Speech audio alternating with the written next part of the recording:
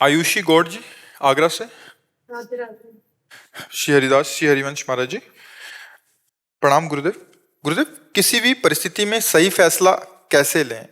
मुझे बाद में पछतावा होता है कभी कभी किसी फैसले पे। यह परिस्थिति क्या है, उसका सही फैसला तस्मात् शास्त्रम प्रमाणम ते कार्याकार्यो व्यवस्थित हो, शास्त्र के प्रमाण के अनुसार होना चाहिए। मन का प्रमाण तो मन तो सही फैसला कह ही देगा, तभी तो लोग लगे हुए हैं, अधर्म में भी लगे हुए हैं। आत्मा की आवाज़ और मन की आवाज़, इसको समझना कठिन है। जैसे आप कोई गलत कार्य करने चलो तो आपको एक सूक्ष्म आवाज़ आएगी, गलत है, बहुत धीमी, ठीक नहीं है, बस मन तुरंत हावी उस पर हो जाएगा और इतना लाभ मिल जाएगा, इतना सुख मिल जाएगा, ये ऐसा हो जाए। तो वो जो अंदर की आवाज़ आती है उसको कोई सुन के भी अनसुनी कर देते हैं। और फिर कभी कभी कहते हैं यार हमारे मन में तो पहले आया था कि ऐसा ना करें, पर पता नहीं क्या हुआ कि हमने ऐसा कर लिया। तो अगर सही बात पूछो तो हृदय में गुरुदेव बैठे हुए हैं, वो आपको एक सेकंड में बता देंगे करना है या नहीं, पर वहाँ आवाज़ सुने और उनकी बात मान ले तो है। अगर ऐसी बात ना समझ में आवे तो खूब सत्संग सुने, तो सत्संग में प्रायः संत महात्मा जन शास्त्र की बात बताते हैं, ये करना चाहिए ये ना करना चाहिए। वैसे साफ बात है, अपना मन बता देता है कि नहीं करना चाहिए। दो मन के हिस्से, एक है भागवतिक हिस्सा और एक है पाप वाला हिस्सा। पापी मन तो कहेगा कर लो चोरी या जो भी कार्य, लेकिन जो निर्विकार मन है वो कहेगा गलत है, ये ठीक नहीं है।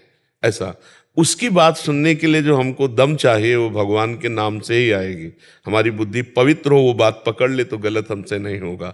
और व्यवहारिक के जो कार्य हैं कि ऐसा कार्य करना चाहिए, इनके साथ बर्ताव की नहीं करना चाहिए, वो शास्त्र में है। शास्त्रों का स्वाध्याय न कर सको तो सत्संग सुनते रहो, पता चल जाएगा कि हमको किससे कैसा व्यवहार करना चाहिए। सत्संग से ही मति पवित्र और सूक्ष्म होती है, वही सही निर्णय कर पाती है। नहीं तो सही निर्णय करना बड़ा कठिन होता है, क्योंकि बुद्धि मलिन और मन वासना का खेल खेलने वाला, तो वो सही सलाह न दे करके अपनी बात को सही करवा लेता है हमसे।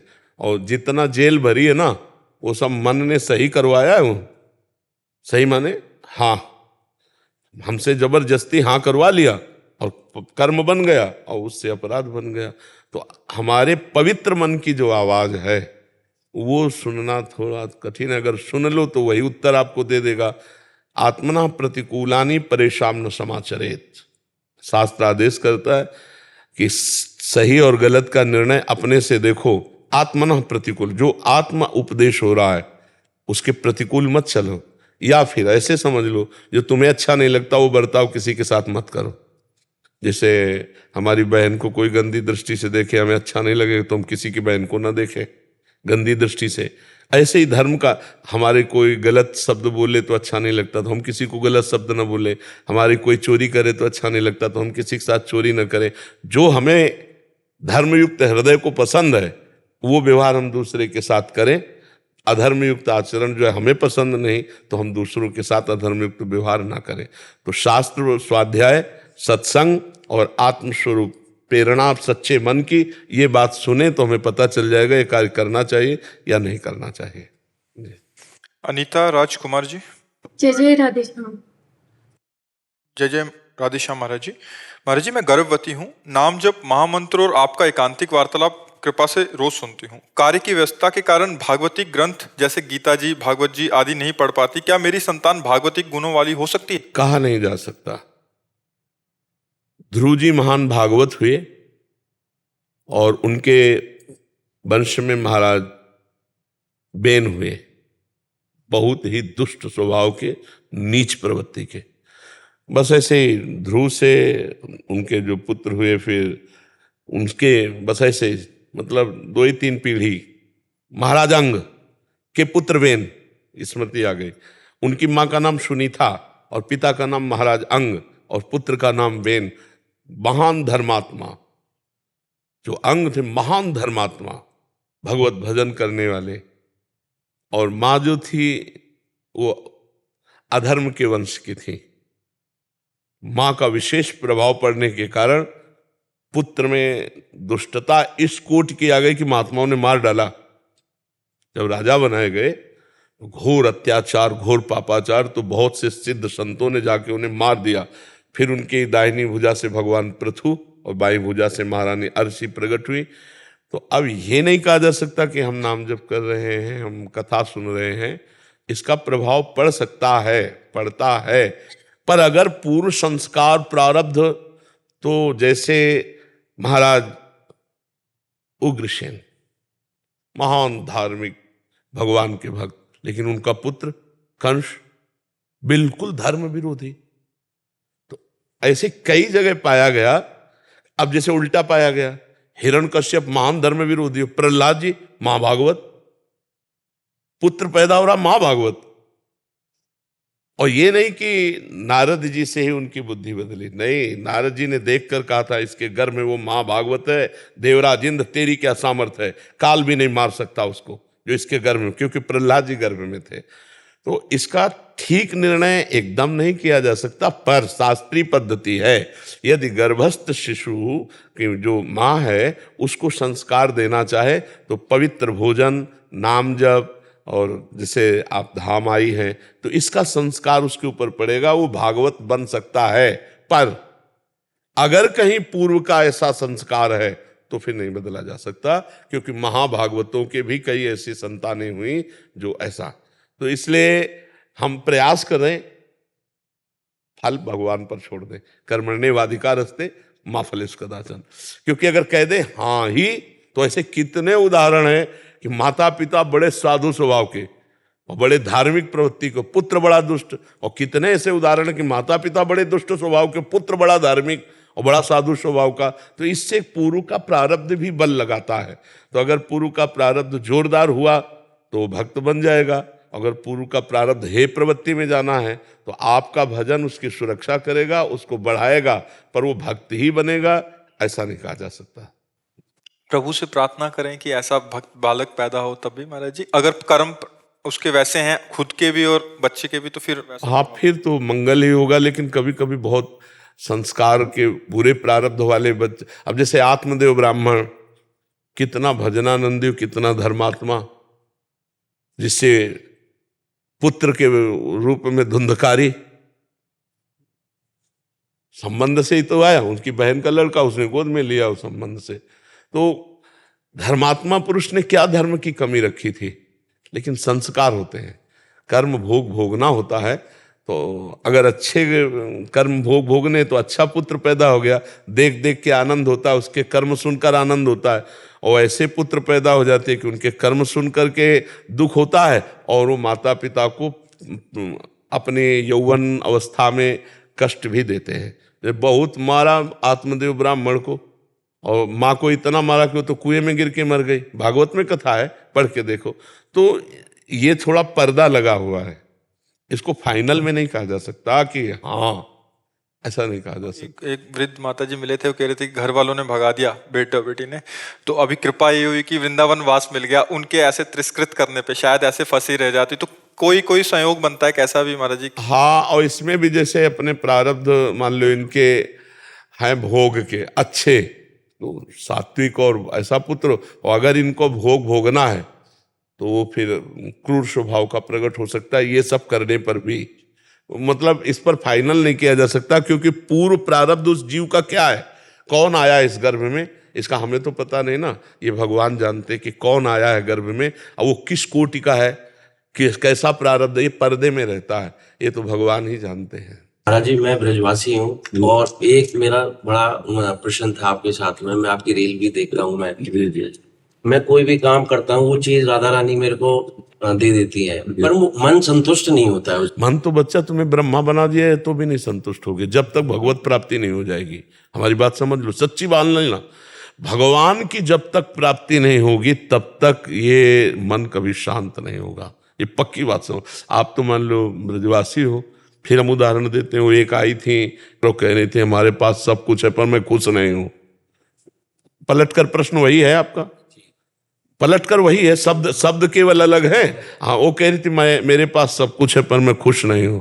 तुमका नहीं हो पाओगी। बोले क्यों? उनका श्री कृष्ण जीवन में नहीं है। यदि श्री कृष्ण सब कुछ के साथ हो जाए तो आनंद हो जाए। भगवान के जिसके जीवन में एंट्री नहीं है वो चाहे ब्रह्मा का वैभव भी प्राप्त कर ले तो भी वो संतोष को प्राप्त नहीं होता। महाराज ययाति के वचन है, जब उन्होंने अपने पुत्र की 1000 वर्ष जवानी लेकर भोगा ना, तब उन्होंने लिखा कि भगवद विमुख पुरुष को संपूर्ण संसार की स्त्रियां, धन, जौ, वैभव सब दे दिया जाए तो भी वो संतुष्ट नहीं होगा। आप विचार करके देख लें। आपको थोड़ा सा उदाहरण देते हैं। देवराजेंद्र त्रिभुवनपति है, लाखों अप्सराओं के मालिक हैं। जिस अप्सरा को कहें सेवा में उपस्थित हो जाएगी, सौभाग्य मानेगी। लेकिन गौतम ऋषि के कुटिया में जाके गंदे आचरण का, आपको पता है, अहिल्या जी के लिए, तभी तो अहिल्या जी पत्थर बनी हुई थी गौतम ऋषि के हिसाब से, राम जी के चरणों से फिर अपने स्वरूप को आए। इतनी सुंदरता फिर लगी देवराजेंद्र को कि गौतम ऋषि का रूप रख करके अहिल्या के यहाँ जाकर गलत आचरण किया। अब आप बताओ, वो अप्सराओं का स्वामी भी तृप्त नहीं है? मृत्यु लोक के किसी ऋषि की पत्नी के साथ गलत आचरण, छद्म वेश धारण करके, मतलब इससे आप उसकी स्थिति समझ लो कि क्या होगा वो। और त्रिभुवनपति है, त्रिभुवनपति। तो हम जो कहा ना कि ब्रह्मा का पद मिल जाए तो भी जब तक भगवान से चित्त नहीं जुड़ेगा तब तक शांति। मैं महाराज जी, मैं पूजा करता हूँ तो बीच में ऐसा विघ्न आता है मेरा, फिर पूजा खत्म हो जाती है। हम बताते हैं वो पूजा खत्म हो या पूरी, उसे छोड़ो। राधा राधा राधा, अंदर अंदर जो हम कह रहे हैं, उठते बैठते चलते फिरते राधा राधा राधा, फिर हमें बताना। पहले शुरू करो, हम माला की बात नहीं कहते, उठते बैठते चलते फिरते राधा राधा राधा, और हर घंटे के कर्म को भगवान को समर्पित करो। फिर आप अगली बार मिलना, ब्रजवासी तो हो ही, क्या हालत है हमें बताना। हर घंटे के कर्म को कृष्णार्पणमस्तु। जैसे 8 से 9 बजे, 9 बजे कृष्णार्पण, 9 से 10 बजे कृष्णार्पणम। और जब शयन किए तो जो भूल गए करना वो पूरा टोटल समर्पित। और राधा राधा राधा, इसे कर्म समर्पण कहते हैं। और राधा राधा ये भगवान का स्मरण नाम। जब हम तो वृंदावनवासी ब्रजवासी, तो राधा राधा राधा। फिर आप हमें बताना। किराज जी बीकानेर से। राधे राधे। राधे राधे महाराज जी। महाराज जी, आत्मविश्वास और अभिमान को कैसे परखा जाए? हमारे अंदर का आत्मविश्वास कब अहंकार में परिणत हो जाता है, उसका ज्ञान कैसे? आत्मविश्वास का आप क्या स्वरूप, किसका है प्रश्न, किसका है? आत्मविश्वास का आप क्या स्वरूप समझते हैं? जैसे कोई कार्य पूर्ण हुआ, मैंने पूरा किया, ऐसा लगना आत्मविश्वास है? कैसा मतलब आपने आत्मविश्वास को क्या देखा कि मैंने ऐसा किया? किसी कार्य की सफलता होने पे आत्मविश्वास। वही मैं पूछ रहा हूं। तो उसमें अगर आप भगवत कृपा देखें, नहीं कि भगवान की बड़ी अहेतुकी कृपा हुई कि इस कार्य में मुझे क्षमता दी कि मैं सफलता प्राप्त करूं और सफल हुआ। मूल में तो भगवान ही है ना। जैसे ये तुम्हारा रूप है तो भगवान ने रचा है ना, आपकी तो इसमें कहीं कोई कारीगरी नहीं ना। तो आप में जो पावर दिया है बौद्धिक और शारीरिक, वो किसके द्वारा दिया हुआ है? भगवान के द्वारा। तो जितने भी कार्य पूर्ण होते हैं वो 2 से ही होते हैं, बौद्धिक स्तर से और शारीरिक क्षमता जो हमारी होती है।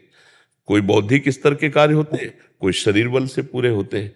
तो दोनों बल भगवान के द्वारा ही दिए हैं ना। तो हम अहंकार के लिए रास्ता ही नहीं रखते हैं। भगवान ने हमें ऐसा बल दिया और भगवान की कृपा से सफलता प्राप्त हुई।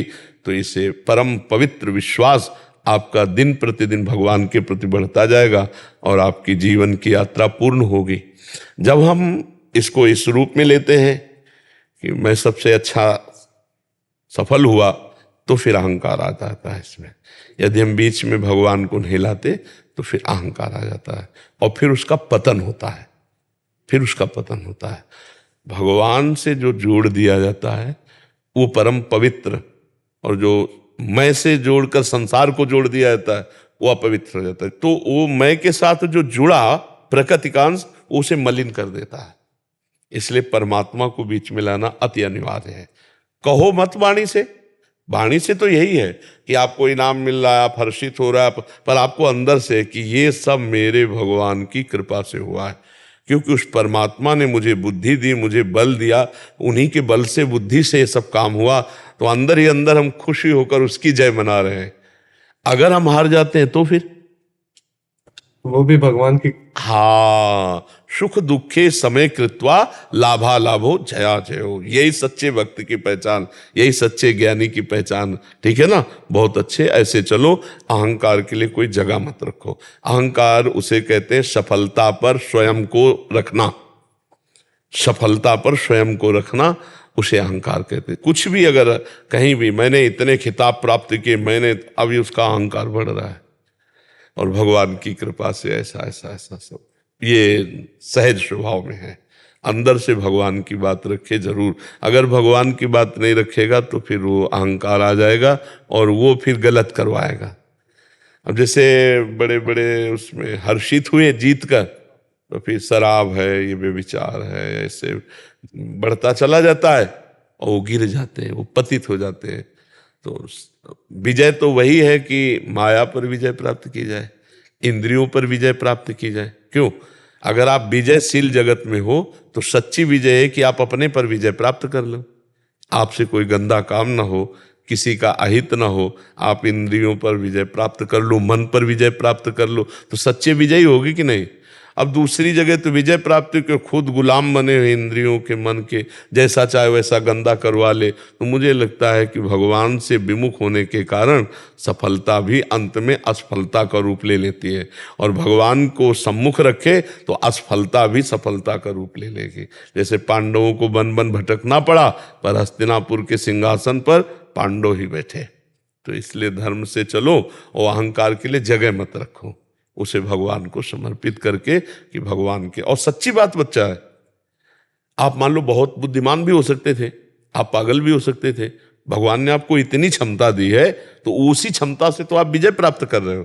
तो है ना भगवान की दी हुई बुद्धि, भगवान का दिया हुआ बल। नहीं मान लो आपका शरीर ऐसा है और ऐसा बना, आप चाहो तो ऐसा बन जाता, लेकिन भगवान ने जैसा चाहा वैसा तुम्हें कर्म के अनुसार दे दिया। अब इससे सफलता और असफलता ये दोनों, तो दोनों में हम समान भाव रखकर चलेंगे तो हमें भगवत प्राप्ति हो जाएगी, हम दिव्य हो जाएंगे। अपने अंदर बहुत शक्तियां हैं अध्यात्म की, उनको जागृत करने की जरूरत है। तो अगर भगवान को लेके चलोगे तो शक्तियां जागृत होगी, और अहंकार को लेके चलोगे तो जो शक्ति मिली है वो भी छीन होती चली जाएगी, नष्ट होती चली जाएगी। जी। पूर्णिमा जी झारखंड से। राधे राधे महाराज जी। महाराज जी, जब कोई दीक्षा लेते हैं और अपने सारे नियम का पालन भी करते हैं, फिर जब उम्र ढल जाती है और अपने सारे नियम को करने में असमर्थ हो जाते हैं, उस स्थिति में क्या पाप लगेगा? नहीं, पाप नहीं लगेगा। तब तक तो फसल पक्की हो जाती है, अगर सही ढंग से चले तो तब तक फसल पक्की हो जाती है। इतना लंबा समय जब कोई नियम से चलेगा तो उसको अपने नियम में प्रेम हो जाएगा। तो अब जैसे पढ़ा है, जैसे तुम्हें बताएं, 4 बजे हम तीसरा स्नान जब शाम के करते थे, बस हमारे से नशा चढ़ने लगा, क्योंकि उस समय हम आसन में बैठ कर ध्यान का, अब हमारी दिनचर्या दूसरी है। आज भी जो ही नहा के निकले तो जैसे किसी को नशा नहीं चढ़ा, बस आंख मूंद के बैठने का मन। आप किडनी फेल है तो पद्मासन सिद्धासन में तो बैठ नहीं सकते।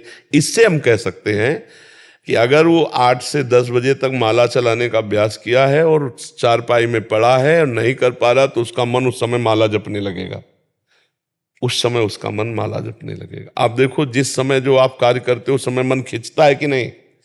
और जब हम 20 वर्ष बराबर 30 वर्ष वही करेंगे तो मन का अभ्यास बन जाएगा। तो जब कोई वृद्धावस्था को प्राप्त होता है तो उससे बाहरी भक्ति नहीं होती, पर उसका मन भक्तिमय होता आता है, क्योंकि 20-30 साल से अभ्यास कर रहा है ना, तो उसका भजन का तारतम्य चलता है। भगवान कृपा करते हैं और उसके अंदर भक्ति का जो रंग है, प्रेम, वो नाम जब प्रेम आदि करता रहता है। पाप लगने की तो कोई बात ही नहीं, क्योंकि शरीर अस्वस्थ है, वो शरीर योग्य नहीं रहा, पर उसके मन से भजन चलने लगेगा, क्योंकि उसने 20-30 वर्ष से नियम निर्वाह किया है। समझ में आ गया ना जी। अतुल अग्रवाल जी, रानू अग्रवाल जी। महाराज जी, आपके चरणों में कोटि कोटि प्रणाम। महाराज जी, पिछले 2 वर्षों से आपको यूट्यूब के माध्यम से सुन रहे हैं और श्री जी की कृपा से आपके द्वारा बताए हुए मार्ग पर चलने का प्रयास भी कर रहे हैं। महाराज जी, श्री जी की कृपा से एक पुत्र है जो दिव्यांग है। महाराज जी, उसके लिए हम ऐसा क्या करें कि उसका भी मंगल हो?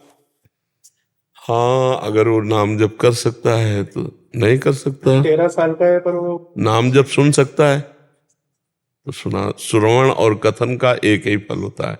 कुछ मिनट आप उसके लिए समय दो, भागवत के शब्द कान में पहुंचाओ और भगवान का नाम कान में पहुंचाओ, मंगल हो जाएगा। भगवान और चरणामृत पिला और नाम सुनाओ कान में। आपके यहाँ के जो कीर्तन चलते हैं वो कीर्तन हमने उसको हाँ, 7 दिन प्रेत योनि में रहने पर भागवत सुनाई गोकर्ण जी ने तो धुंधकारी जो है मुक्त हो गया। तो अगर हम भागवत का एक अध्याय रोज उसे सुनावें, हिंदी से ही सही अर्थ पढ़ के, और भगवान का नाम कीर्तन सुनावें रोज थोड़ा, तो पक्का मंगल हो जाए। हमारा विश्वास कहता है कि नाम संकीर्तन और भगवत कथा अगर ये 2 सुनने को मिलती है तो निश्चित जीव का कल्याण हो जाएगा।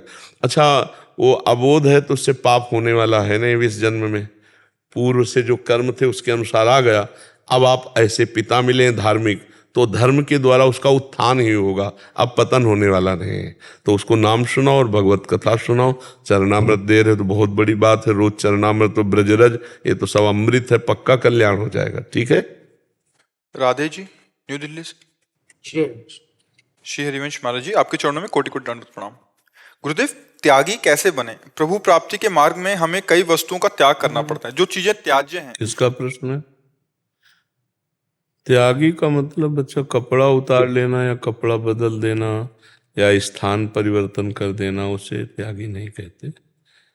त्यागात शांति निरंतरम, त्याग से तत्काल शांति मिलती। क्या त्याग से? इंद्रियों के अधर्म युक्त भोगों का त्याग। इंद्रियों के भोगों का भी त्याग नहीं कर सकते, क्योंकि अगर भोगों का त्याग कर देंगे तो शरीर ही नहीं चलेगा।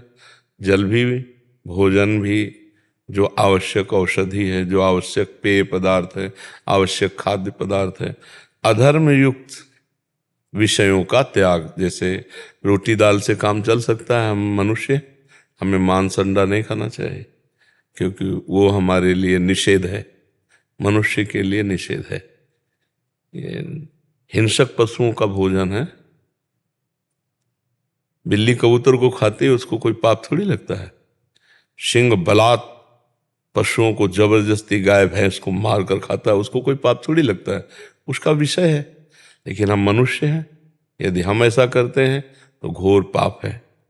जो अपनी जबान के स्वाद के लिए, शरीर पोषण के लिए किसी भी जीव की हत्या करता है, वो बहुत पाप है। तो हमको त्याग क्या करना, ये बात समझना। ये नहीं कि भोजन त्याग दें, भोजन त्यागोगे तो भूख का चिंतन होगा, भगवान का थोड़ी चिंतन होगा। क्षुद्ध व्याधि चिकित्सताम अन्नम औषधम, अन्न रूपी औषध से क्षुधा रूपी व्याधि की चिकित्सा कर ले। प्यास लगे पानी पियो, शराब नहीं। इधर उधर के गंदे पेय पदार्थ पीने से बुद्धि भ्रष्ट हो जाती है। हमको जो त्यागना वो समझना है। गृहस्थ है, हमारा ब्याह हो गया तो हम अपनी पत्नी से अनुराग करेंगे, दूसरी माताओं बहनों की, विश्व के किसी की भी तरफ काम दृष्टि से नहीं देखेंगे, वो पक्का त्यागी माना जाएगा। हमें धन चाहिए तो हम मेहनत से और धर्म से जो वास्तविक सत्य की कमाई है वही स्वीकार करेंगे, इसके अलावा नहीं। बढ़िया त्यागी पुरुष है वो। गृहस्थ में रहता हुआ वो धर्मयुक्त त्याग किए हुए भगवान को प्राप्त होता है। अम्बरीश जी चक्रवर्ती सम्राट, महान भक्त है भगवान के, कई रानियां हैं, चक्रवर्ती सम्राट तो सब वैभव है, लेकिन सब कुछ भगवान का। नाथ सकल संपदा तुम्हारी, मैं सेवक समेत सब। बढ़िया त्याग है ये। समझ, हम हमारी बात समझ रहे हो ना? ये त्याग का स्वरूप है।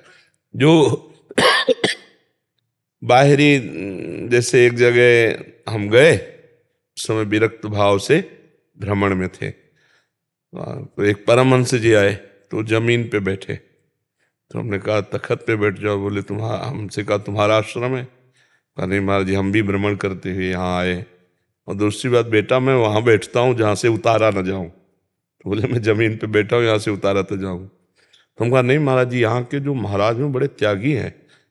बहुत जोर से ऐसे जैसे बच्चा हंसता है, तो सशंकित भाव से देखा।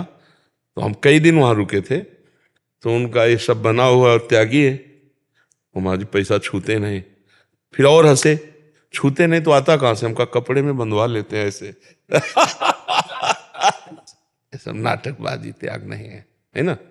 त्याग का मतलब है कि जितनी हमें आवश्यकता है, अगर हमें औषधि के लिए 100 रुपये की आवश्यकता है, बिना मांगे आ रहे हैं, उनको रख लेंगे। हमको उसका अनुचित व्यवहार नहीं करना। त्याग को समझना थोड़ा नहीं। अब जैसे वाणी का, बोलने का त्याग, अब मौन है। महाराज समझे नहीं? अब पूरा चित्त वृत्ति उसके समझाने के लिए बोल रहे। अरे एक बार बोल दे को उठा के ले खत्म के लिए। नहीं, हम अपनी वाक शक्ति को बर्बाद कर रहे हैं, ना कि संचय कर रहे हैं। त्याग को समझने की आवश्यकता है। हम गंदी बात नहीं बोलेंगे, कटु वाक्य नहीं बोलेंगे, किसी का अहितकर नहीं बोलेंगे, मृदु बोलेंगे, सत्य बोलेंगे, मधुर बोलेंगे। अब हो गया, बड़े हो गए। राधे श्याम। आवश्यक बात कर ली, ये वाणी का त्याग। ऐसे त्याग को समझना होगा। जो एक बाहरी त्याग प्रदर्शन है, उससे आत्म शांति नहीं होती। ठंडी लग रही है, उचित जो आपके पास अर्थव्यवस्था, उससे कपड़े पहन लिए, या जो भगवान ने वस्त्र दिया उससे ढक लिया और भगवान का चिंतन करें। अगर वास्तविक हमारी क्षमता है कि वस्त्र रहित रहकर निरंतर भगवदाकार, बढ़िया है। अगर नहीं तो कितने जीव वस्त्र रहित रहते हैं, उनको क्या भगवत प्राप्ति हो जाती है? कितने जीव अन्न नहीं पाते, केवल फल पाते हैं, क्या उनको भगवत प्राप्ति हो जाती है? कितने जीव जल में रहते हैं, केवल जल में ही पीते हैं, जल में ही रहते हैं, क्या उनको भगवत प्राप्ति हो जाती है? कितने जीव माटी में रहते हैं, केवल मिट्टी खाते हैं, क्या उनको भगवत प्राप्ति हो जाती? कितने जीव वायु पीकर रहते हैं, उनको क्या भगवत प्राप्ति? भगवत प्राप्ति भगवत चिंतन से होती है। जिससे हमारा चिंतन सुरक्षित रहकर भगवान के चिंतन में लगे, वही त्याग सार्थक है। नहीं तो सो सब धर्म करम जरि जाऊ, जह न राम पद पंकज भाऊ। जोग कुजोग ज्ञान अज्ञानू, जह नहीं राम प्रेम प्रधानु। समझ पा रहे हो बच्चा हमारे? विद्यानंद यादव जी। दादा राधे राधे महाराज जी। महाराज जी, सर्वधर्मान परित्यज्य में भगवान किस धर्म का त्याग करने और किस धर्म को अपनाने का आदेश देते हैं? किस धर्म को ग्रस्त त्याग करे और किसे अपनाए? धर्मम भजस्व सततम त्यज लोक धर्मान। कौन से धर्म का त्याग? त्यज लोक धर्मान सेवन सदा साधु पुरुषं जहि काम तृष्णाम अन्यस्य दोष गुण चिंतन मासु त्यक्त्वा सेवा कथा रसमहो नितराम पिबत्वम। धर्म का भजन करो। तो प्रश्न होता है किस धर्म का? जैसे आपने किया तो बोले त्यज लोक धर्मान, लोक धर्मों का त्याग करके भागवत धर्म को स्वीकार करो। बोले क्या होता है भागवत धर्म और क्या होता है लोक धर्म, कैसे उसे त्यागे? तो बोले सेवन सदा साधु पुरुषन, संतों का संग करो, उनके प्रवचन सुनो, उनका सत्संग करो, तुम्हें पता चल जाएगा कि लोक धर्म किसे कहते हैं और भागवत धर्म किसे कहते हैं। तो लोक धर्म का त्याग करके भागवत धर्म का आश्रय लो। सत्संग करने वाला पुरुष अगर दूसरे के दोष दर्शन करता है और काम वासना से माताओं बहनों की तरफ देखता है तो उसका किया हुआ साधु संग निष्फल हो जाएगा। इसीलिए कहा जय काम तृष्णाम, काम और काम भोग की तृष्णा का त्याग, दूसरे के प्रति ईर्ष्या द्वेष का त्याग। अन्यस्य दोष गुण चिंतन मासु त्यक्त्वा, दूसरे के दोषों का दूसरे के गुणों का चिंतन त्याग दे। एकमात्र भगवान का चिंतन, भगवान की लीला कथा रस का पान, भगवत भक्तों का संग, इसे भागवत धर्म कहते हैं। लोक धर्म का त्याग कर, भगवान कह रहे ना सर्वधर्मान परित्यज्य। जैसे आप किसी के पति हैं, आप किसी के पुत्र हैं, आप किसी के पिता हैं, आप किसी के भाई हैं, आपके बड़े रिश्ते नाते हैं, तो आपका सब धर्म बनता है ना। बोले भाई भाई का क्या धर्म है? आप पिता है क्या धर्म है? आप पुत्र हैं आपका क्या धर्म है? आप पति हैं आपका क्या धर्म होता है ना। सबका धर्म है अलग, ये लोक धर्म है। बोले इस सब लोक धर्म को भगवान के चरणों में अर्पित कर दो। अर्थात भाई में भगवान, पत्नी में भगवान, माता पिता में भगवान, सब में भगवान का दर्शन करते हुए सबसे व्यवहार करो। यह है सर्वधर्मान परित्यज्य। अन्य मान्यता नहीं। मेरी पत्नी के रूप में मेरे भगवान हैं, मेरे पुत्र पुत्री के रूप में मेरे भगवान आए हैं, मेरे परिवार के रूप में भगवान मेरा। अच्छा भगवान नहीं है? अगर ये हाइलोजन जल रहा है, एसी चल रही है, ये पंखा चल रहा है, ये माइक चल रहा है, तो सब में बिजली एक ही है ना। तो चाहे स्त्री हो, चाहे पुरुष हो, चाहे जड़ हो, चाहे चैतन्य, सब में पावर तो परमात्मा ही है ना। तो सब में है ना। नहीं तो वो निकल जाता है तो वो फिर शरीर को कौन रखता है? आग लगा देता है। बोले वो तो गए। कौन गए जानते हो? नहीं, कोई नहीं जानता है। बोले वो गए जिनके प्रति रो रहे हैं ना, उनसे पूछो कि इस शरीर को प्यार करते थे तो शरीर तुम्हारे आगे है। तो बोले नहीं, वो गए। कौन? अब इसका उत्तर नहीं दे सकते। बोले भैया हमारे। नहीं, भैया तो तुम्हारा शरीर था।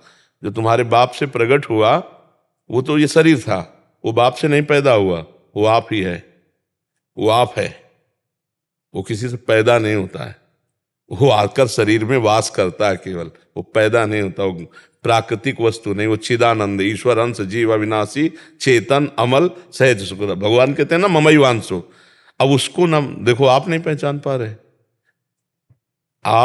आप इसमें हैं, पर आप कौन हैं आप जान गए?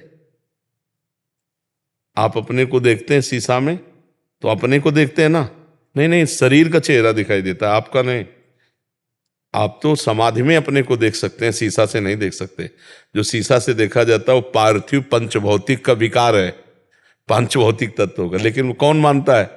सब अपने को मान रहे हैं ना, यही इसीलिए अज्ञान की धारा में फिर पुनरपि जननम पुनरपि मरणम पुनरपि जननी जठरे शयनम, बार बार जन्म बार बार मरण, बार बार ये संसार चक्र में उसे फंसना पड़ता है। तो प्रभु आप अपने लौकिक धर्मों को भगवत भाव में समर्पित कर दें तो भगवान कहते हैं मैं तुम्हारे सारे पाप नष्ट करके तुम्हें परम पद प्रदान कर दूंगा। तेषाम हम समुद्धरता मृत्यु संसार सागरात। समझ पा रहे हैं आप जी? महाराज जी दूसरा एक ठो और समस्या थी जी कि कहा गीता जी में एक जगह पढ़े, जी समझ में नहीं आ रहा कि कहा गया है कि ऐसा कर्म यज्ञ कहलाता है, जी। जो यज्ञ वह कर्म जो यज्ञ कहलाता है उससे प्राप्त बचा हुआ शेष भोजन करने का भगवान आदेश दे। वो उसी में आसपास लिखा होता है, आप लोग पकड़ नहीं पाते हैं। भगवान ने कहा यत करोषि यज्जुहोषि यदन्नासि, जो तुम खाते हो, जो तुम करते हो, जो तुम सोचते हो, वो सब मेरे को समर्पित कर दो, यज्ञ हो गई।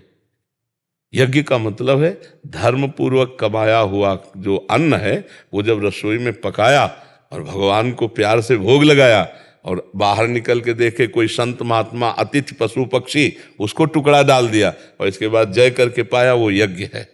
और जो अपने लिए पकाया गया अपने भोग के लिए, भगवान कहते पाप है, पढ़ा है ना गीता में। तो हाँ, यत करोषि यज्जुहोषि यदन्नासि, जो खाते हो जो करते हो वो सब मेरे को समर्पित। ये तो सर्वाणि कर्माणि मयि सन्न्यस्य मत्पराहा अनन्येनैव योगेन माम ध्यायन्त उपासते। भगवान कहते जो सारे कर्म मेरे को समर्पित कर देता है मैं उसका स्वयं उद्धार करता हूँ। सन्न्यस्य माने समर्पित कर देना। यज्ञ का मतलब होता है यज्ञानाम, भगवान कहते जप यज्ञ, उसमें राधा राधा राधा कार्य करते हुए, नाम जप करते हुए और भगवान को वो कर्म समर्पित कर रहे हैं। एक रसोई नहीं, हर कर्म फावड़ा चला रहे, राधा राधा, वह भी यज्ञ हो गई। और क्या, यज्ञ का मतलब केवल अग्नि में स्वाहा करना थोड़ी है। हाँ, यज्ञ एक अंग है वो भी, लेकिन यज्ञ का मतलब है, अब जैसे आप किसान हो, आप नौकरी करते हो, आप व्यापार करते हो, आप राष्ट्र से हजारों लाखों सैनिक जुड़े हुए जैसे, तो उनको क्या है, तुम्हारा गोली चलाना यज्ञ है। यज्ञ अपने कर्तव्य कर्म को ठीक से निर्वाह करके भगवान को समर्पित कर देना, राष्ट्र के लिए अपने प्राण की आहुति देना और हर समय सतर्क होकर के राष्ट्र की रक्षा करना और भगवान का स्मरण करना, क्योंकि स्मरण के बिना वो कार्य अधूरा हो जाएगा। मामुनिस्मर युद्ध चाहे, मेरा स्मरण करते भगवान, तो तुम्हारी वो पूजा है। तुम हर समय कभी भी आदेश हो सकता है सरकार का, जैसे राष्ट्र सैनिक है, कहीं भी तैनात हो, कई दिन स्नान नहीं है, कैसा भोजन क्या, तो तुम्हारा यही पूजा है, तुम्हारी राष्ट्र के लिए प्राणों की आहुति देने के लिए तैयार रहो और हर समय भगवान का स्मरण करो। ऐसे ही किसान रात दिन मेहनत करके जो कमाता है, उससे अतिथि सेवा, साधु सेवा, परिवार की सेवा, ये सब यज्ञ है। पर उसे उद्देश्य समझो, हम कई बार बताया है कि कर्म उद्देश्य से महान और लघु होता है। हमारा कर्म महान है लेकिन उद्देश्य लघु है, तो उसका, हमारा कर्म बहुत छोटा है लेकिन उद्देश्य महान है, वो बहुत बड़ी बात है। तो कर्म महान देखकर तो सब लोग कह सकते हैं महान है, लेकिन उद्देश्य देखना बहुत कठिन है, क्योंकि वो अंदर का विषय होता है। तो इसीलिए सफलताएं जो हमारे हाथ नहीं आ रही, आप धर्म से चलते हो, किसी की बेईमानी, घूस, किसी का किसी भी तरह से दुख नहीं देते, किसी का धन शोषण नहीं करते हो, आप माला चलाओ नहीं चलाओ और हर कर्म भगवान को समर्पित करते हो, भगवान आपके हैं। समझने की बात है अगर आप ये वेश धारण करके सत्य धर्म में चल रहे हो तो आप भगवान को प्राप्त होगे। कानून कानून समझना, कानून किसी के हाथ का नहीं है, कोई भी पकड़ है। अगर कानून बना है तो प्रधानमंत्री को भी उस कानून के अंतर्गत ही रहना पड़ेगा। अगर त्रुटि हो गई तो फंसेंगे वो भी। कानून किसी को छूट देता है क्या? हमारा न्यायालय सबसे ऊपर है, नहीं है। अगर आप अपराध करते हैं और कानून में आप फंसते हैं तो आप दंड पाएंगे। ऐसे चाहे कोई भी हो, भगवान भी कानून के अंतर्गत ही अपने को रखा है। अगर व्याध की तरह छुप कर बाली को मारा तो व्याध ही उनके अंतिम समय में कृष्णावतार में चरण में बाण मारता है और भगवान अंतिम लीला इस भाव से स्वीकार करते हैं, कानून के अंतर्गत। तो शास्त्र का जो कानून है उसे कोई मिटा नहीं सकता। जैसे दशरथ जी से शब्द विधि बाण श्रवण कुमार को लगता है और उनके माता पिता त्रास को प्राप्त होते हैं और आर्त भाव से कहते कौन है, तो कहते हैं मैं चक्रवर्ती सम्राट महाराज दशरथ। तो तुम पानी कैसे लाए, मेरा बेटा क्यों नहीं लाया? चूक हो गई, मेरे से गलती हो गई, शब्द वेदी बाण के द्वारा उनके प्राण का हनन हो गया। तो जाओ, जैसे मैं पुत्र वियोग में प्राण त्यागूंगा ऐसे तड़प तड़प कर तुम मरोगे। वही भगवान अवतार लेते हैं लेकिन कानून को नहीं काटते, वैसे ही तड़प तड़प कर दशरथ जी प्राण त्यागते हैं। लेकिन वो तो राम भगवान उनके पुत्र है तो राम राम कहकर ऐसे त्यागते हैं। कोई भी शास्त्र का कानून ऐसा नहीं है कि किसी को भी छूट देता हो। अगर आप शास्त्र सम्मत चलोगे तो आप भगवान को प्राप्त होगे। हर कर्म हमारा यज्ञ है और भगवान की प्राप्ति में समर्थ है यदि हमारा उद्देश्य ठीक हो, यदि हम अपने अपने कर्तव्यों का पालन करें। देखो, ये हमें जो मानव जीवन मिला है ये उठने के लिए, उन्नति के लिए मिला है, दिव्यता के लिए मिला है। जो हम अपने पद का, अपने ज्ञान का, वासनाओं की पूर्ति के लिए दुरुपयोग करने लगते हैं, ये हानि की बात है। नहीं तो हम सच्ची कहते हैं, अलग से पूजा का समय मिले तो मिले, नहीं आप अपने कर्तव्य में लगे हो, उस कर्तव्य को भगवान को समर्पित कर दो, नाम जप करो, निश्चित भगवत प्राप्ति हो जाएगी। आप इस बात को अंदर बैठा लें। भगवत स्मरण करते हुए अपने कर्तव्य का पालन करना सबसे बड़ी पूजा होती है। और अगर वो पूजा कर्तव्य की न करे तो भागवत में शायद तीसरे स्कंद में कपिल देव भगवान कहते हैं कि जो हमारे श्री विग्रह की तो बहुत अच्छी अच्छी पूजा करता है सामग्री से, लेकिन बाहर निकलकर छल कपट और द्वेष करता है, मैं उसकी पूजा स्वीकार नहीं करता। उसकी पूजा ऐसी होती जैसे राख में किया हुआ हवन। तो आप समझ पा रहे हैं, हर कर्तव्य कर्म पूजा है, हर कर्तव्य कर्म यज्ञ है, यदि उसका उद्देश्य महान हो तो, भगवान के लिए हो तो, जगत के लिए हो तो, तब बात बन। देखो, सब प्राणी अपने लिए कर रहे हैं, चींटी से लेकर जिधर देखो सब अपने लिए, अपना उधर, अपनी वासनाओं की पूर्ति, यही बंधन का कारण है। और जहां हम दूसरे के लिए करना शुरू किए उसी दिन से हम महान बनते चले। तो हमें और दूसरे के लिए क्यों करें, इसका भी फल है।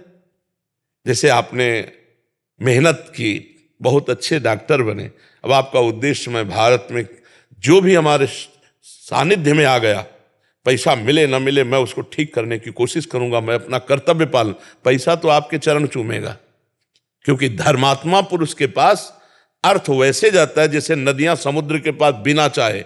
आचार्य महान पुरुष कहते हैं, अन मांगे आगे आवे गो, जेव पल लागे पल को। आप यदि धर्म से चलते हो तो बिना मांगे व्यवस्था भगवान आपकी करेंगे। ये अनंत ब्रह्मांड एक क्षण में भगवान ने बना दिया, किसी का सहयोग लिया क्या? पर धर्म का पालन कोई बिरला ही कर पाता है। नहीं, अर्थ लोलुपता और भय ये धर्म से भ्रष्ट कर देते हैं। किसी का मतलब दबाव और अर्थ का लोलुपता, ये बड़े बड़ों को अपने पद से, जो धर्म का स्थान है वहां से गिरा देते हैं। जो निर्भय है और अर्थ लोलुप नहीं है वो निश्चित भगवान को प्राप्त कर लेगा। लोभ पास जय गल न बंधाया, सो नर तुम समान रघुराया। जो धर्म से चलेगा, हम कह रहे नमक रोटी खाओ, लेकिन छाती चौड़ी करके चलोगे ना, मुस्कुरा के तो जियोगे। लेकिन लोगों को ऐसा नहीं लगता, लोगों को लगता है धन से सुख मिलेगा। बिल्कुल नहीं। घर परिवार में असत्य पैसा मत ले जाना, अधर्म का पैसा ना ले जाना, चाहे जिस डिपार्टमेंट में होना, नहीं तुम्हारे बच्चों पर उसका प्रभाव पड़ेगा और वो ऐसे डिप्रेशन में पहुंचेंगे कि तुम्हें जिंदगी भर का डिप्रेशन दे देंगे। तो ये सबको ध्यान रखना है कि अवश्य में भोक्तव्यम कृतम कर्म शुभाशुभम। दूसरे गरीब का शोषण करके धन रखोगे या किसी का ऐसे इस तरह का व्यवहार कि आपने निर्दोष को छोड़ दिया और दोषी को दंड दिया और पैसा ले लिया, तो ऊपर से जो कानून आपके ऊपर शिकंजा कसेगा वो आपको बर्बाद कर देगा। आज नहीं तो कल परिणाम देख लेना। इसलिए बहुत धर्म से चलो। यही भगवान कहते हैं यज्ञ। यज्ञ माने पूजा। पूजा कैसी? दूसरों को सुख देना, दूसरों को दुख ना देना। किसी भी प्रकार से कोई प्रलोभन के द्वारा हम अपने धर्म का त्याग ना करें तो वो यज्ञ है। और अगर हम त्याग कर देते हैं तो आज नहीं तो कल भाई दुर्गंध वाली वस्तु कितने दिन छुपाओगे, वो उसकी गंध आ ही जाएगी। ऐसे ही ये दुराचार दुष्प्रवृत्तियां ये अपना काम दिखाती है, फिर बहुत बुरी तरह फंसा देती है। इसलिए सबसे प्रार्थना है कि भगवान जो कह रहे हैं कि यज्ञ का अवशिष्ट ही पाया जाए, नहीं तो वो पाप है। अर्थात अधर्म के द्वारा किया हुआ सारा कर्म आपका चौपट हो जाएगा, और धर्म के द्वारा किया हुआ हर कर्म यज्ञ, हर कर्म यज्ञ है। और वो कर्म भगवान को समर्पित कर दिया जाए, भगवत प्राप्ति हो जाएगी। आप समझ पा रहे हैं? प्रभु 2 साल से सुनते आ रहे हैं, जिसमें हमको 4 प्रश्न ऐसा बना रहा कि समझ में नहीं आया। अब समझ में आ गया? समझ में बिल्कुल बिल्कुल। अच्छा, ये इतनी जो बात की, इसमें किसी को संशय है? कोई संशय नहीं। कोई कहे कि हाँ हम आपने काम कर दिया हमारा, हम अपनी खुशी से कोई उपहार या आपको दे रहे हैं तो वो लेना चाहिए? नहीं, उस समय नहीं, उस समय नहीं। इस समय हमने सरकारी ड्यूटी निभाई है, हमने कोई पर्सनल काम नहीं किया है। इसलिए हम शाबाशी के पात्र नहीं, क्योंकि हमारे पास सब है। बिल्ला है, वर्दी है, ये सरकार की है, और ये मेरा कर्तव्य था, मैंने कर्तव्य कर्म किया। और ये जो कार्य किया इसमें हमें तुम्हारी शाबाशी की जरूरत नहीं, क्योंकि मैं भारतीय सरकार का आदमी हूं। आप इस पर कोई समझ रहे हो ना? हाँ, दान लेने की आवश्यकता नहीं है, क्योंकि बाबा जी नहीं है। और शाबाशी तुमसे चाहिए नहीं, क्योंकि हमने अपने कर्तव्य का पालन किया है। भगवान ने हमको जो ड्यूटी दी उसका हम निर्वाह करते हैं। अच्छा, आप बताइए, आपने खुशी से उसको दिया, दूसरे ने कैमरे में कैद किया, बचोगे?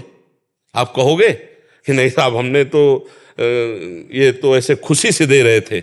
आपकी सफाई नहीं काम आएगी, आप रंगे हाथ पकड़े जाओगे, दोषी ठहराए जाओगे।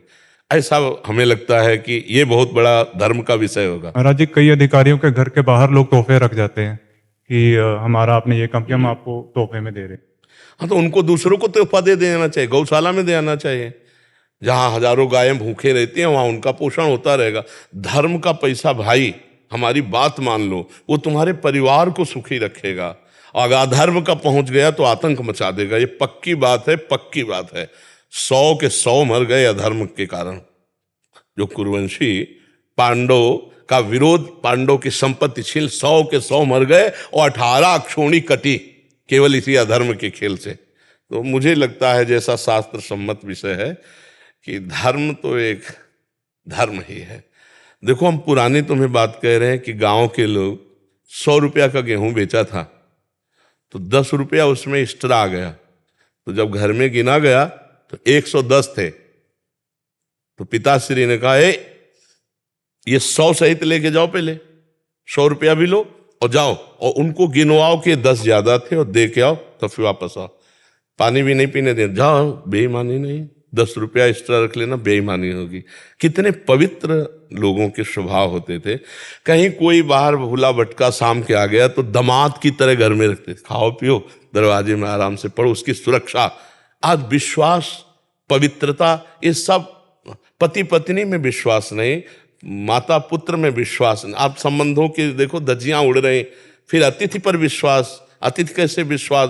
तो धर्म का ह्रास होता चला जा रहा है। आप देखो ना, धर्म का पहले था कि अगर आप हमारी शरण में आ गए तुम अपना गला कटवा सकते हैं, आपका बाल माका नहीं होने देंगे, धर्म था ना।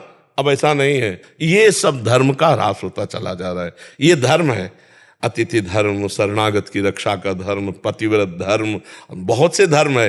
भगवान जो कह रहे हैं अपने अपने कर्तव्य का पालन करो तो सब यज्ञ है। अगर यज्ञ के अवशिष्ट भाग को सेवन करोगे तो तुम मुझे प्राप्त होगे, और मनमानी करोगे तो फिर पतन हो जाएगा। और आज पतन ही ज्यादा हो रहा है, नहीं हो रहा, वासनाओं के खेल हो रहे हैं, वासनाओं के खेल हो रहे हैं।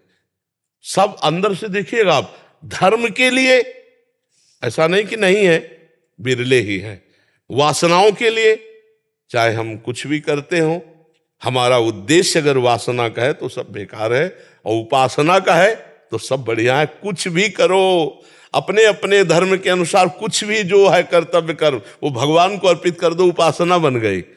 और कुछ भी करो, अच्छे से अच्छा, अगर अंदर से वासना का खेल है तो वो सब बेकार हो गया। बस यही बात समझाना है कि अंदर से समझ लो, अलग से कुछ नहीं करना। आप व्यापारी हो, ईमानदारी से सामान को बेचो, जितना मुनाफा उचित है उतना मुनाफा लो। बिल्कुल सब कोई जानता है कि मुनाफे के लिए ही व्यापार होता है। झूठ के बोलो, जैसे कहते हैं ना, झूठ बोले बिना व्यापार नहीं। क्यों? हम व्यापार किए तो अर्थ के लिए किए। 100 की सामान लाए, 20 रुपये अगर उसका उचित मुनाफा है तो हम उचित मुनाफा बोल देते, ऐसे चला जाता है। पर आजकल कहते हैं कि बिना झूठ के काम ही नहीं चलेगा, मतलब बिना अधर्म के काम नहीं चलेगा। ऐसा कैसे हो सकता है? हमें लगता है कहीं भी झूठ की आवश्यकता नहीं। अगर हम सत्य पे चले, धर्म पे चले, तो कहीं भी झूठ बोलने की, आज भी कलयुग है तो क्या हुआ, पर अब झूठ की सत्ता हो गई है। झूठे ही लेना, झूठे ही देना, झूठे ही भोजन, झूठ चबेना। हेलो, कहाँ हो आप? अब वहाँ बगल वाली गली में बोले इस समय तो मथुरा में है, आज नहीं। झूठ बोलना मोबाइल, झूठ बोलना कालपाल, झूठ बोलना क्रिया व्यापार, तो नहीं असत्य संपातक पुंजा, बुद्धि मलिन होती चली जाती है। दुपट्टा लाओ, उनको भी पहना। आओ आओ। महाराज जी कह रहे कि आपने 2-3 युद्धों में भाग लिया, एक युद्ध में उनका दोनों टांगे और बिल्कुल, आपको हम बार बार नमस्कार करते हैं, आप बार बार प्रणाम करते हैं हमारे देश के लिए। थोड़ा सा मिला नहीं आपको, यही था कि विश्वास की जो आप बात कर रहे थे, कौन कहाँ पर भर्ती होकर आता है, कौन कौन से स्टेट का है, सिर्फ हम राष्ट्रीय तिरंगे को नमन करते हैं। और बिल्कुल विश्वास के ऊपर ही अगर हमने बोल दिया कि वहाँ पहुँचना है तो पहुँचना है। हाँ बिल्कुल बिल्कुल, क्योंकि भारतीय सेना आज भी ऐसा काम कर रही है। बिल्कुल हाँ, इस पर तो संशय नहीं। ये तो साधारण जन समाज के अंदर हम हर सैनिक को संत की तरह सम्मान देते हैं अपने यहाँ, क्योंकि जान पर खेल करके हम सो रहे हैं रजाई ओढ़े, और वो हिम जहाँ बर्फ है वहाँ वो खड़े हैं जान पर खेल करके, और कई महीना वहाँ से हटना पड़े, बड़ा कठिन। मैंने भी नहाने के लिए बोला था गुरुजी, मैंने खुद कारगिल वार लड़ा है और 2 महीने तक हमारी वही ड्रेस था, मतलब, और माइनस टेम्परेचर था, जूते तक जवानों को फट चुके थे। हमें, मैं तलोलिंग के ऊपर बोला था कि हमें राशन मिले ना मिले, एम्यूनिशन ज़्यादा से ज़्यादा मिलना चाहिए। मतलब 10,000 गोले मेरी यूनिट ने दागे थे दुश्मन के ऊपर, जो अपने आप में रिकॉर्ड है। से मुझे बहुत सुख मिल रहा है आपको दर्शन करके, मुझे बहुत सुख मिल, मतलब हमारे अंदर की एक आनंद की वृत्ति उठ रही। आप एक संत ही हैं। बिल्कुल हाँ, बिल्कुल आप बिल्कुल हाँ, महाकाल के दर्शन के लिए गए, बोले संत महाकाल मैं इसको मानता हूँ। हाँ बिल्कुल बिल्कुल। साक्षात दर्शन मेरी विलासा थी।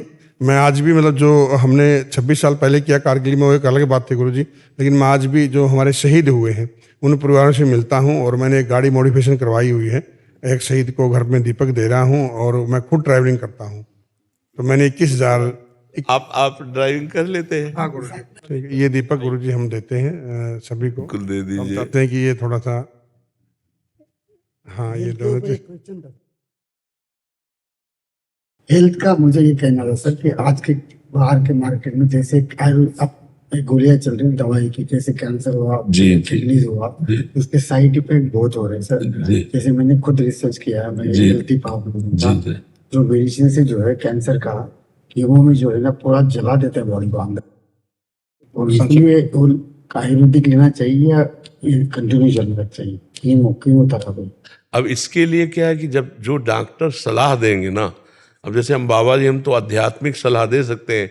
अब जैसे दवा का विषय है, इस पर हम सलाह इसलिए नहीं दे सकते कि रोग की क्षमता और दवा का प्रभाव, उन दोनों को समझना होता है ना। अब वो किस स्टेज पर रोग पहुंचा है, उसको कौन सी दवा सूट करेगी, ये डॉक्टर बता सकता है ना। अपने लोग बाबा जी, हम तो अध्यात्म और धर्म की बात बता सकते हैं, डॉक्टरी का विषय तो नहीं। तो मैं क्वेश्चन लेके आया था, आज भी हम कंडीशन में इस काम में कर रहे हैं। जो कुछ साथी हमारे जिन्होंने हमसे कंधे से कंधा मिला के युद्ध लड़ा, आज भी हमारे कार्य से कई साथी हम जोड़ने की कोशिश करते हैं, मगर वो नाखुश रहते हैं जी। ऐसा क्यों हो रहा है? क्योंकि देश के प्रति जब समर्पण की कमी होगी तो ये बात आ जाएगी। जहां अपने स्वार्थ का किंचित भी भाव होगा, वहां ये बात नहीं आएगी जो आप में है। जब हमारे देश के लिए तो छाती चौड़ी और उत्साह युक्त रहेगी, तो जहां स्वार्थ बुद्धि आ जाती है वहां थोड़ा सा लघुता आ जाती है। नहीं तो फिर देश के लिए तो देखो, हम बाबा जी हैं, लेकिन जैसे हम आप लोगों को देखते हैं, हमारे हृदय में उत्साह होता है और देश पर बलिदान होने की भावना होती है। हम आपको सच्चे कहते हैं। हाँ, जैसे हम संत वेश में हैं, लेकिन तिरंगा हमारा इष्ट है, हम जब जैसे 26 जनवरी 15 तो उसमें हमें बहुत उत्साह होता है और हमें बहुत उसमें, तो इसलिए धन्यवाद।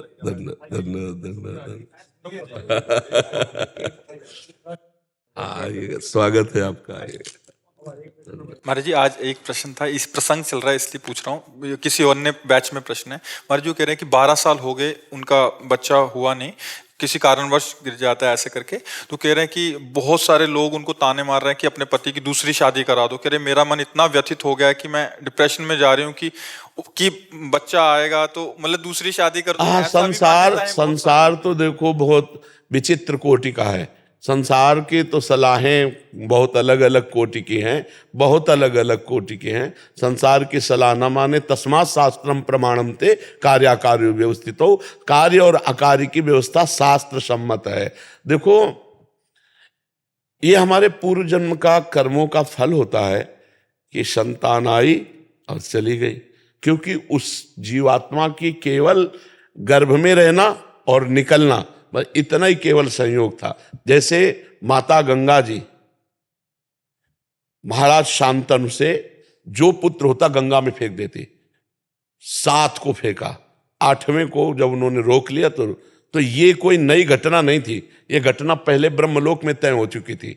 जब अष्टवसु को वशिष्ठ जी ने साप, वो बड़ी कथाएं हैं, उन कथाओं का, वशिष्ठ जी के पास एक नंदिनी नाम की गाय है जो सर्व सुख प्रदान करती है।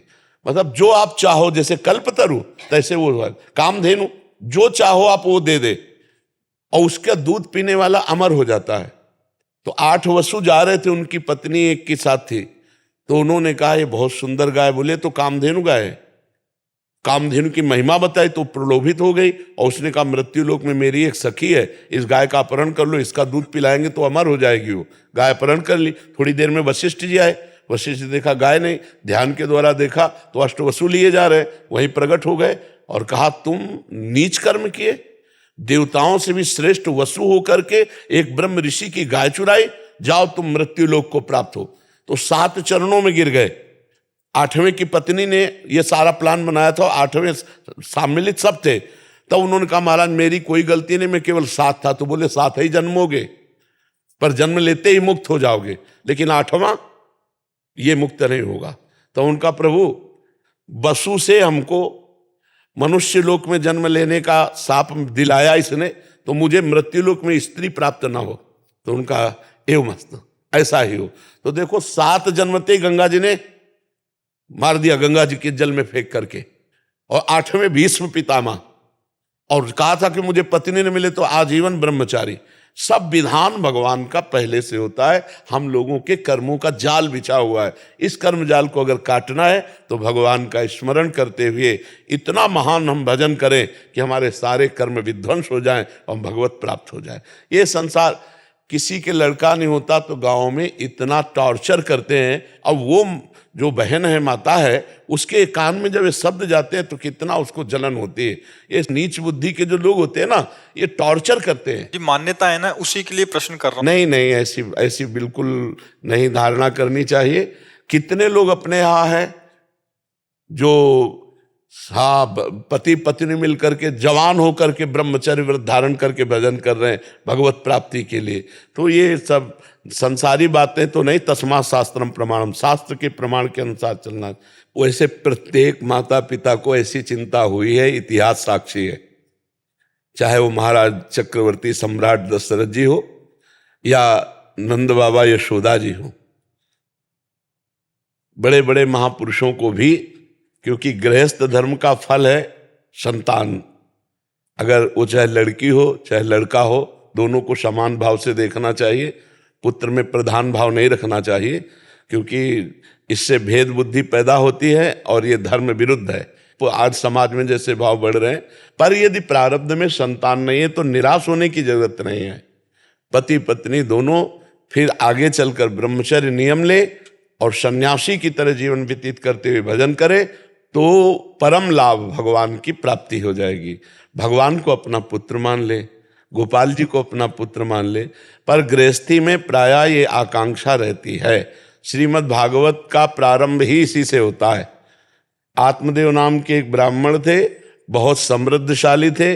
उनकी पत्नी का नाम था धुंधुली, लेकिन उनके कोई संतान नहीं थी। बहुत उन्होंने दान पुण्य यज्ञ याग आदि किए, लेकिन संतान नहीं हुई, क्योंकि उनके प्रारब्ध में संतान नहीं थी। तो उन्होंने सोचा कि मैं आत्महत्या कर लेता हूं। इतना संतान में प्रियता बढ़ गई कि वो अपने शरीर को नष्ट करने के लिए जंगल चले गए। जंगल में देखा तो जब कोई धर्मात्मा पुरुष अपना अनिष्ट करना चाहता है तो भगवान किसी न किसी रूप में आ जाते हैं। तो एक सन्यासी के रूप में भगवान पधारे। उन्होंने कहा कि ब्राह्मण तुम क्यों निराश बैठे हो? तो उन्होंने दंडवत किया और कहा संत भगवान हमें संतान चाहिए। बहुत समझाया कि संतान से सुख नहीं है, संतान एक स्वाभाविक अगर प्रारब्धवशात होती है तो अच्छा, लेकिन मैं तुम्हारे भाग्य में देख रहा हूं 7 जन्म तक संतान का योग नहीं है, इसलिए तुम हठ मत करो। उनका संतान या नहीं तो मृत्यु हम ठान कर आए। तो उन्होंने अपने तप बल से एक फल प्रकट किया और कहा जाके अपनी पत्नी को खवा देना, बढ़िया संतान हो जाएगी। तो देखो भाग्य में नहीं था ना, तो उनकी पत्नी को जो दिया उन्होंने जाके अपनी तो उस पत्नी ने सोचा कि यार पेट बढ़ जाएगा, कौन ने 9 महीना भोजन भी सही नहीं हो पाएगा और बड़ी समस्या है। तो उनकी बहन आई हुई थी, तो बहन से कहा कि पति ने दिया है कि फल खा लो तो संतान हो जाए। तो उनका गर्भ हमारे है, अभी इसी महीने में गर्भ हुआ है, तो तुम ये फल गाय को खवा दो और जो संतान होगी वो मैं तुम्हें दूंगी। तुम गर्भ का नाटक करो और तुम हमारे पति को कुछ धन दे देना, तो हम ये कह देंगे हमारी संतान मर गई, और ऐसा हो गया। फल गाय को खवा दिया। देखो प्रारब्ध, संतान नहीं होनी ना तो नहीं होनी। अब 9 महीने के बाद वो गर्भ का नाटक करती रही 9 महीने तक, और जब उसके संतान हुई तो रातों रात मंगा लिया और बस आत्मदेव के संतान हुई, बड़ा आनंद मंगल। इधर अभी आनंद मंगल मनाया जा रहा है कि गाय के संतान हुई, कान भर केवल बछड़े के, गऊ के जैसे, और पूरा शरीर मनुष्य का, क्योंकि तब से वो महान ज्ञानी गोकर्ण जी महाराज, और उसका नाम रखा धुंधुली ने, अपने नाम से मिलता जुलता धुंधकारी। अब वो जैसी जैसी अवस्था बढ़ी वैसे वैसे वो नीच आचरण करने वाला। छोटे बच्चे खेल रहे हैं, उठा के कुएं में डाल देना, फिर चोरी करना, व्यभिचार करना, और इतनी पिटाई की माता पिता दोनों की। तो माता तो पिटने के भय से ऊब करके कुएं में गिर के मर गई। गोकर्ण के हाथ जोड़ा उनके पिताजी ने, कहा बेटा मेरी तो दुर्गति हुई जा रही पुत्र मोह में, इससे तो ये ना होता तो अच्छा था, तो बेटा अब क्या करें? तब उन्होंने कहा कि अब इस समय संसार के राग का त्याग करके एकांत में जाकर भगवान का चिंतन करो।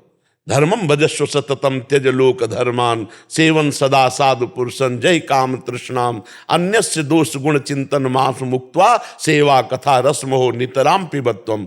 लोक धर्म का त्याग करो, ये लोक धर्म की संतान हो, परम धर्म को स्वीकार करो, श्री भगवान को। बोले परम धर्म को कैसे स्वीकार करें? तो बोले सेवन सदा साधु पुरुषन, संत पुरुषों का संग करो, और काम और तृष्णा का त्याग करके ही सत्संग सफल होता है। और जाकर के किसी की निंदा स्तुति मत करना, भगवान का चिंतन करो, भगवान का। तो वो उधर चल, ये पापी पाप करते हुए वैश्याओं के द्वारा मारा गया और भूत योनि को प्राप्त हुआ। तब गोकर्ण जी ने श्रीमद् भागवत सुना करके उसका उद्धार कराया। तो जरूरी नहीं है कि संतान अगर हमारे पास नहीं तो हम व्यथित बने रहे, नहीं, हमारा मुख्य लक्ष्य भगवत प्राप्ति। जब देख लिया कि कई वर्ष हो गए संतान का योग नहीं बन रहा, तो पति पत्नी दोनों संयम से रहो और भजन करो और भगवान की प्राप्ति कर लो।